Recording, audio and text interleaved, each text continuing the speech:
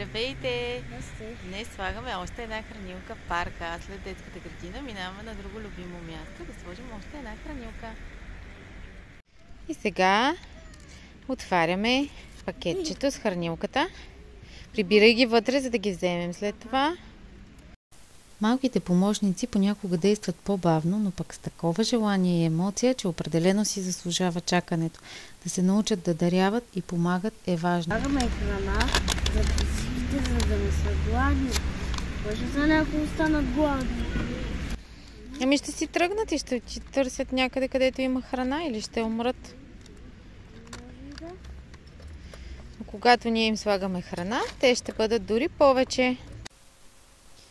И най-сетне идва жадувания момент да сложим хранилката. Подбрахме специално удобно за нас място, където често ще го виждаме, за да си напомняме да я пълним. Сложихте ли и вие вашата хранилка в парка?